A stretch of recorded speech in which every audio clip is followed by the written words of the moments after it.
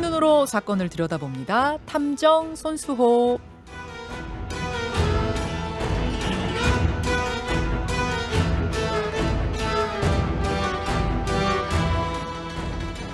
손수호 변호사 어서 오세요. 네.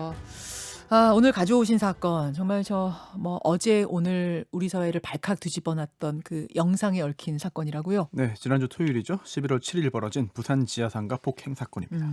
이게 이제 부산 데이트 폭력 사건 네. 이렇게도 불리고 부산 지하상가 폭행 사건 이렇게도 불려요. 네, 사실 데이트 폭력으로 부르는 게 타당한가 약간 좀 의문이 들기도 하는데요. 왜요? 하지만 많은 언론사가 그렇게 부르고 있죠. 폭행 장면이 그대로 담긴 CCTV 영상이 유포됐습니다. 이 영상을 본 많은 사람들이 분노하고 또 놀랐죠. 하지만 또 영상이 어떤 그 충격적인 것과 또 별개로 사건 자체는 그렇게 복잡하지는 않은 것 같습니다. 그래요. 오늘 이 사건에 주목하신 이유는 뭘까요? 사실 사건의 복잡성과 별개로 좀 따져볼 부분들은 상당히 많이 있어요. 그래서 가져왔습니다.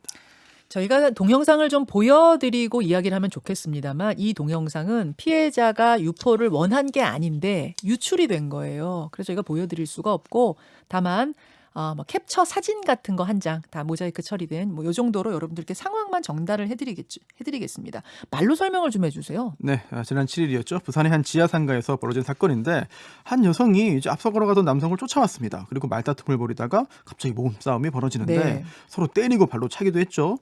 술에 취한 듯 비틀거리던 남성이 여성을 강하게 가격했습니다. 여성이 이제 주춤했어요. 그러자 남성이 또 여성의 얼굴 부위를 여러 차례 때리고요. 얼굴을 때려요. 네, 또 쓰러지니까 또 머리를 발로 강하게 차고. 쓰러져 있는 여성의 머리를 때린 거죠. 네, 이때 또 여성이 정신을 잃은 것으로 보였거든요. 그런데 거기서 그친 것이 아니라 남성이 들고 있던 휴대전화기로 여성의 얼굴 부위를 여러 차례 때립니다. 또 이어서 다시 머리를 발로 차기도 했고요. 여성이 쓰러져 있었지만 남성은 휴대전화를 보면서 유유히 자리를 떠났죠. 좀 많이 놀랐어요. 네. 이게 상가 CCTV에 다 잡힌 거 아닙니까? 그렇습니다. 이거를 CCTV를 통해서 이 장면을 지켜보던 상가 관리소 직원이 네. 경찰에 신고했습니다. 그러면은 네네. 실시간으로 보고 예. 있었던 사람이 있는 거예요? 신고를 했고 또 바로 현장으로 달려갔거든요. 또 또 직원이 이제 상태를 살펴보던 중에 이 여성이 정신을 차렸어요. 그런데 경찰에 신고하겠다라고 말을 했더니 신고했다고 하니까 네. 신고를 원치 않는다면서 당장 취소하라고 오히려 부탁을 한 겁니다. 여성이. 결국은 계속 이런 요청을 받아서 결국은 신고를 취소했고 또 현장에 출동했던 경찰도 다시 돌아갔어요. 그러면 저 상황에서 경찰까지 네. 다 오고 네. 여성은 일어나고까지가 다 벌어졌던 일이에요? 그렇죠. 그 왔던 사람이 네. 그냥 간 거예요, 경찰이? 네. 그리고 그 후에 여성도 그 자리를 떠났습니다. 사건이 그렇게 끝날 뻔했는데 네. 영상이 공개가 된 거예요. 네, 그래서 이제 굉장히 큰 관심을 모았는데 이렇게 영상이 공개되고 많은 사람들이 관심을 갖게 되니까 사건이 다른 국면을 맞게 된 거죠. 네. 남성에 대한 비난 여론이 커졌고 경찰도 본격적인 수사에 착수했고 결국 이 영상 속의 남성과 여성이 경찰에 잦은 출석해서 사건의 전말을 이야기했습니다. 어떻게 된 거랍니까? 연인 관계였습니다. 네, 그리고 휴대전화를 보여주지 않는다는 이유로 다툼이 시작이 됐고 또 순간적으로 감정이 격해져서 폭행에 이르렀다는 진술을 했는데 경중을 떠나서 쌍방폭행인 거죠. 맨 처음 시작을 누가 했다고 봐야 되는 거예요? 근데 영상이 정말 영상에 잡힌 거 이전에도 혹시 몸싸움이 있었는지 여부를 정확히 알 수 없기 때문에 지금 상황에서 누가 먼저 시작했다라고 말씀드리는 게 적절치는 않아 보입니다. 그래요. 네, 그 부분은 넘어가겠고요. 남성은 상대 여성에 대한 처벌을 원하지 않는다는 입장을 밝혔어요, 경찰에서. 그런데 당시에 그 당시에는 신고 취소 요청했던 여성은 약간 입장이 달라졌습니다. 그래요? 예, 지금은 어떻게 할지 생각을 더 해보겠다라는 입장이죠. 여성의 입장 바뀌었네요. 네. 내가 어떻게 할지를 생각 더 해보겠다. 근데 저는 궁금한 게 손 변호사님. 네네. 이런 사건에서 상대에 대한 처벌을 원하느냐 원치 않느냐라는 것이 중요합니까? 우리가 볼 때는 여성이 저 정도로 맞았으면 이거는 그냥 무조건 수사해야 될 것 같은데. 그렇죠. 무조건 처벌해야 될 것 같은데. 우선 어떤 죄가 적용되는지 어떤 죄를 범한 것으로 볼 수 있는지에 따라서 약간 달라집니다. 왜냐하면 단순 폭행죄는 반의사 불벌죄예요. 즉 피해자가 처벌을 원치 않으면 처벌할 수 없습니다. 단순 폭행은. 네. 하지만 단순 폭행죄가 아니라 상해죄라면 또는 특수폭행죄라면 이러면 반의사 불벌죄가 아니기 때문에 얘기가 달라지는 거죠. 폭행하고 상해하고 기준이 어떻게 갈라져요? 되게 비슷해 보이지만 엄격히 구별되는 개념입니다. 폭행죄에서의 폭행은 사람의 신체에 대한 유형력의 행사예요. 그런데 상해죄의 상해는 그 수준이 아니고 생리적 기능 훼손, 그러니까 건강 침해를 의미합니다. 그럼 이 사건에서는 이게 폭행입니까? 상해입니까? 결과만 가지고 판단하는 게 아니라 어떤 행위를 할 때, 즉 가해 행위를 할 때의 가해자의 어떤 그 당시의 고의를 가지고 판단해야 되는데, 따라서 폭행 고의를 가지고 상해의 결과를 야기했으면 이거는 폭행치상이 되고요. 반대로 상해 고의가 있었지만 폭행의 결과만 발생했으면 상해 미수가 될 수 있는 거죠. 복잡하네요. 이제 다른 범죄라는 의미예요. 간단하게 말씀드리면. 예. 따라서 중요한 건 그 행위 당시에 단순 폭행의 고의만 있었는지 아니면 그게 아니라 그 상대방의 건강을 훼손할 수 있다, 훼손하겠다라는 그런 상해의 고의가 있었는지를 구분해야 되는 것인데, 네. 사실 다른 사람의 마음속에 들어가서 확인하는 게 불가능하잖아요. 근데 이 영상 보면 네. 무슨 축구 선수가 공 차듯이 쓰러진 여성 머리를 여러 네. 번 찼거든요. 이 맞습니다. 정도면 상해 고의 있는 거 아니에요? 맞아요. 그래서 이 상해 고의가 있었냐, 폭행 고의 있었냐 이걸 판단하는 거는 여러 가지 정황을 통해서 해야 되는 것인데요. 네네. 가격 부위가 어디냐, 뭐 정도, 횟수, 도구가 있었느냐, 그렇죠. 또는 뭐 당시 상황이 어땠는지, 둘의 관계가 어떤지,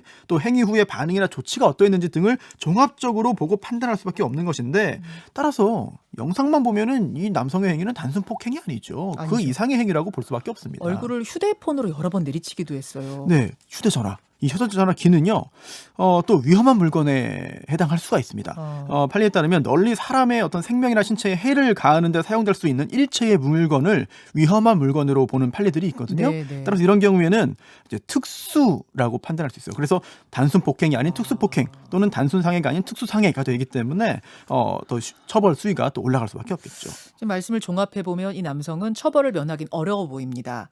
근데 이제 또 영상 보신 분들이 지금 뭐 문자도 주십니다만, 어쨌든 시작은 서로 폭행이었으니까 네. 쌍방 폭행 아니냐, 네네. 서로 잘못한 거 아니냐, 이런 문자도 꽤 네. 와요. 결과적으로 쌍방 폭행이죠. 네, 그런데 이게 범죄끼리 서로 상기한다는 개념은 없습니다. 따라서 나중에 검사가 뭐 기소 여부를 판단하거나 또는 재판으로 갔을 때 법원이 양형을 이제 고민할 때 영향을 줄 수는 있겠지만, 네. 뭐 범죄끼리 상기한다는 개념은 없는 것이고요.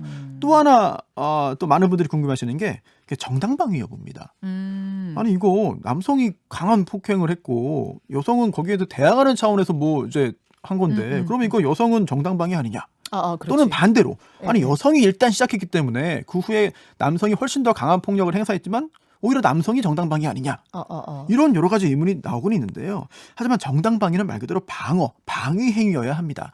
따라서 먼저 공격을 당했다 하더라도 네. 이런 방어를 하기 위한 동작이 아니라 보복 성격의 추가적인 공격 행위라면 이 부분은 정당방위가 될 수 없는 것이죠. 그 도둑 뇌사 사건 있잖아요. 맞습니다. 네. 그거 떠오르는데요. 저는. 그렇죠. 집에 절도범이 침입했는데 일단 발견하고 제압을 했거든요. 예. 그런데 그 후에 빨래 건조대로 때리고 또 허리띠 풀어서 때리고 결국은 제압한 후에 공격 행위를 해서 사망했어요. 예. 이때 정당방위 인정 안 됐죠. 안 됐어요. 이제 그런 식이다.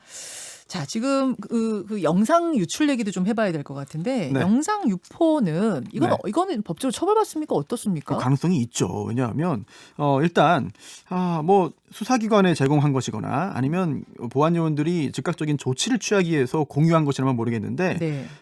이게 동의 없이 다른 목적으로 유포됐다면 이 부분은 문제될 소지가 있습니다. 그 관리소 네. 직원이 지금 유포한 거죠. 이게요. 그 관리 업체에서 네. 교육 목적으로 공유했는데 이게 외부에 유출됐다고 하거든요. 따라서 경찰이 지금 수사 중인데요. 그게 뭐 3가지 경로로 유포됐을 것이다라는 그런 가능성을 염두에 두고 수사 중이라고 합니다. 수사 중이에요. 네. 이게 폭행 사건과 영상 유포가 별개거든요. 따로 그렇죠. 다루는 게 맞는 것이죠. 그렇죠. 이거 만약 피해 여성이 올린 거면 그건 문제 없는 거예요? 그것도 사실 남성의 얼굴 등이 네. 또 남성의 신원 등이 확인될 수 있는 상황이라면 그것도 또 그것도 별도의 문제예요? 법적인 평가가 또 이루어질 수 있습니다. 자기가 피해 자여도 이거 네. 따져볼 문제군요. 네. 근데 첫 부분에서 손 변호사님이 그러셨어요. 이 사건을 데이트 폭력으로 볼 수 있을지는 의문이다. 네. 그거는 그렇죠. 이건 당연히 데이트 폭력 아니에요? 데이트 도중에 폭력이 생사된 사건이긴 하죠. 네, 그런 의미에서는 데이트 폭력입니다. 네. 하지만 우리가 이 데이트 폭력에 대해서 여러 차례 그 위험성과 중대성을 강조하고 근절돼야 된다고 했던 이유는 바로 데이트 폭력이 좁은 의미의 데이트 폭력을 지칭했던 건데요. 이제 연인 사이의 어떤 억압 그리고 길들임 때문에 이 폭력을 감수하고 감내하고 그냥 참다가 일상화되고 결국은 참혹한 사건으로 번진 후에서야 드러나는 일들 꽤 많았거든요. 그런 과정 그리고 또 이런 사건들을 그동안 우리가 데이트 폭력, 좁은 의미의 데이트 폭력이라고 불렀기 때문에 이 사건은 약간 차이점이 있지 않나 이런 생각이 듭니다. 이 전에도 계속해서 이런 일이 벌어졌었으면 뭐 확실한 좁은 의미로도 데이트 폭력이 맞고 이번 한 번만 벌어진 폭행 사건이라면 좀 넓은 의미로만 볼 수 있다. 그렇게 보면 돼요. 일단 뭐 과연 길들임과 억압과 어떤 이런 범죄에 대한 상습적인 어떤 감수가 있었는지 여부는 이 영상 가지고는 판단하기 힘든 것 같습니다. 알겠습니다. 아무튼 데이트 폭력 사건은 계속 늘고 있어요. 그것만은 분명해요. 그렇습니다. 굉장히 늘고 있고요. 이게 사건이 많아진 건지 아니면 신고가 늘어난 건지를 판단하기 쉽지 않습니다만 신고 건수도요. 2016년에 비해서 2배 이상 늘었어요. 또 유형을 보면은요. 폭행, 상해, 체포, 감금, 협박 이런 강력 범죄 유형이 70% 이상입니다. 네. 하지만 구속 비율은 계속해서 좀 적어지고 있고요. 네. 낮아지고 있고 또 검거 비율 역시 또 낮아지고 있어요. 자, 마무리를 좀 해야 되는데 우리 이번 부산 지하상가 폭행 사건으로 네. 우리가 배울 수 있는 점 좀 생각해 볼 점 뭐예요? 네, 우선 섣불리 판단하지 말자. 경찰이 제대로 대응하지 않은 거 아니냐라는 의혹도 나왔습니다만 알고 보니 그렇지 않았고요. 또 두 번째는 영상 공개는 신중해야 한다. 예. 별도의 법적인 판단 대상이 될 수 있다는 점 주의해야 되겠고요. 또 하나. 폭력 행위는 습관일 수 있습니다. 특히 이 데이트 폭력 검거된 사람의 67%가 전과자였고요. 구범 이상 전과자도 15%에 달합니다. 이 부분 우리가 꼭 기억해야 되겠습니다. 여기까지 탐정 손수호 변호사 수고하셨습니다. 네. 김현정의 뉴스쇼는 청취자 여러분의 참여로 이루어집니다. 트위터, 페이스북, 레인보우 게시판, 그리고 단문 50원, 장문 100원의 유료 문자 샵 1212, 우물정 1212 통해 참여하실 수 있습니다. 김현정의 뉴스쇼, 여러분과 함께 만듭니다.